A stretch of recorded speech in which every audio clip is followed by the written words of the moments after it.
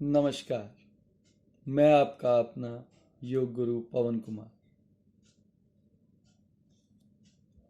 आज का विषय कायोत्सर्ग के द्वारा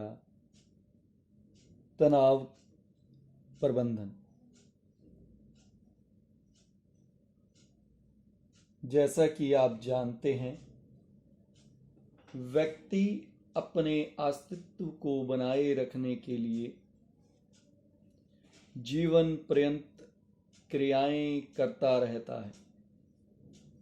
वह अपने आप से, परिवार में, समाज में और जीवन के अन्य क्षेत्रों में संयोजन बनाए रखने का प्रयत्न करता है।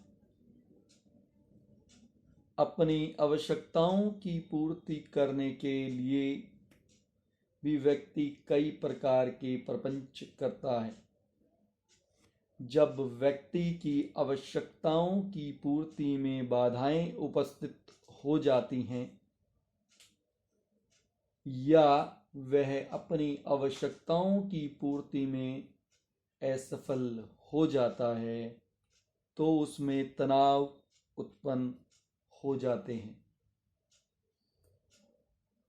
इन तनाव के कारण व्यक्ति पर एक दबाव सा बन जाता है, जिस कारण वह अपनी क्रियाओं और व्यवहार ठीक से नहीं कर पाता। मांसपेशियों के लंबे समय तक लगातार तनाव से सिर, पीठ, गर्दन और कंधे में दर्द और पीड़ा पैदा हो सकती है। इन गड़बड़ियों के अलावा निरंतर तनाव से मानसिक आतंक की भावना पैदा हो सकती है, जो अकारण भय के रूप में होगी। यह न केवल भयावह होगी, अपितु मनुष्य को बिल्कुल हताश बनाने वाली सिद्ध हो सकती है। इसका कारण यह है कि लगातार दबाव की स्थिति रहने पर ग्रंथि तंत्र सबसे पहले बिगड़ जाता है और बाद में समूचा कार्य करना बंद कर देता है। एड्रेनल ग्लैंड का स्राव बंद हो जाता है, हृदय की गति मंद हो जाती है, रक्त वाहिनियां शिथिल हो जाएंगी और मस्तिष्क को पहुंचने वाला रक्त बंद हो जाएगा, जिससे बेहोशी भी आ सकती है। आज के जीवन में तनाव अति सामान्य बात हो गई है। आधुनिक जीवन विज्ञान इस समस्या का उपाय दवाई से कर रहे हैं, जिसका आने वाले समय में दुष्परिणाम भोगने पड़ रहे हैं। कायोत्सर्ग के द्वारा तनाव प्रबंधन की वैज्ञानिकता की व्याख्या जो प्रस्तुत है, उसके शिक्षक बिंदु हैं, जिसमें हमें सबसे पहले यह जानना है कि तनाव एक परिचय है। दूसरा, इसके प्रकार शारीरिक हो सकते हैं, मानसिक हो सकते हैं, भावनात्मक हो सकते हैं।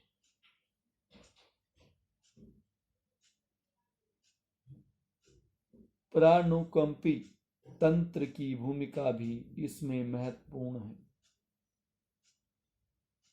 तनाव के कारण और प्रभावों को ये नियंत्रित करते हैं।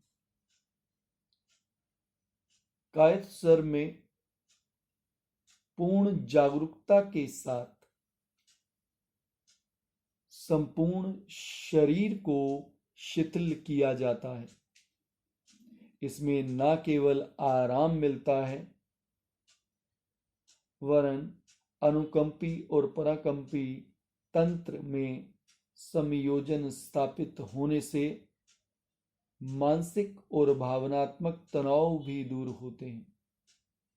अनेक घंटों की अव्यवस्थित निद्रा की अपेक्षा आधा घंटे के सधे हुए कायोत्सर्ग से व्यक्ति का तनाव और थकान को भली भांति दूर किया जा सकता है।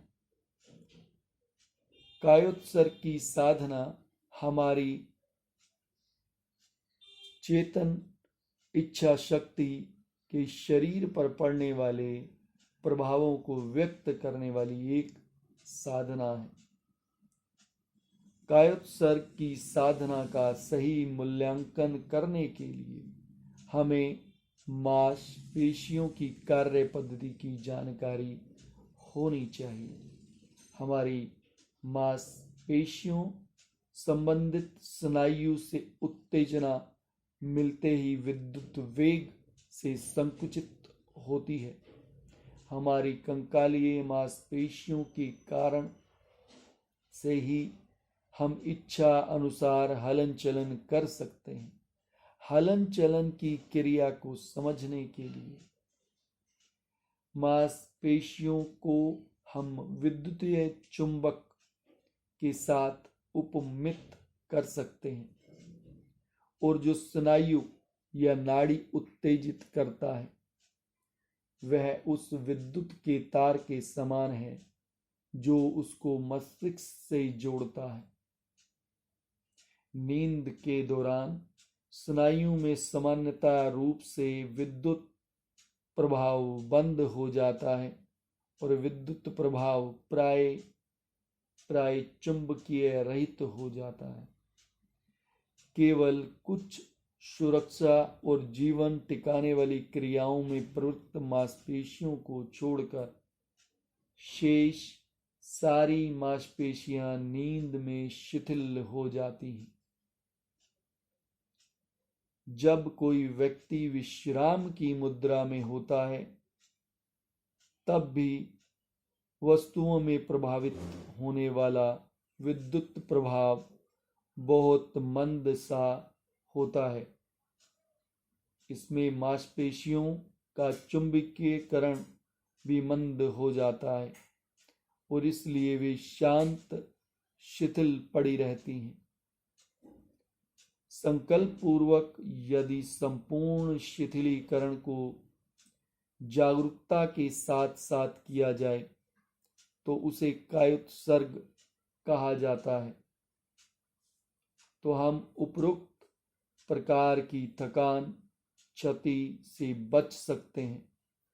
कायोत्सर्ग के द्वारा मांसपेशी रूपी विद्युत चुंबकों को विद्युत पहुंचाने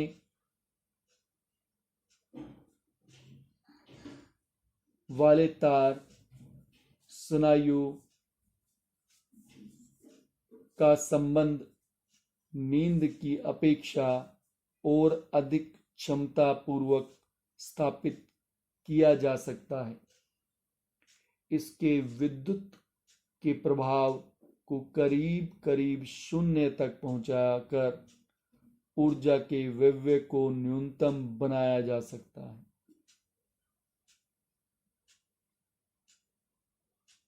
मुझे उम्मीद है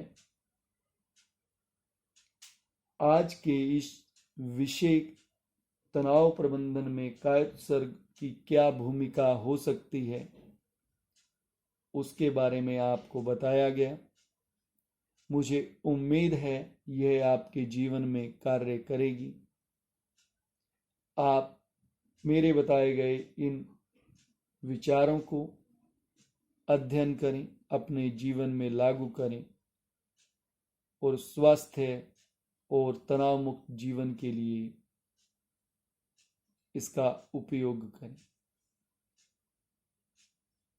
आने वाले समय में आपको कायोत्सर्ग करते कैसे हैं, उसमें जाते कैसे हैं और वापस कैसे आते हैं, ये सभी क्रियाएं आपको संक्षिप्त रूप से बताई जाएंगी। आज मैं अपनी वाणी को यहीं विराम देता हूं। धन्यवाद। आपका अपना योग गुरु पवन कुमार। कृपया इस वीडियो को सब्सक्राइब करें और शेयर करें और लाइक करें। आपका धन्यवाद।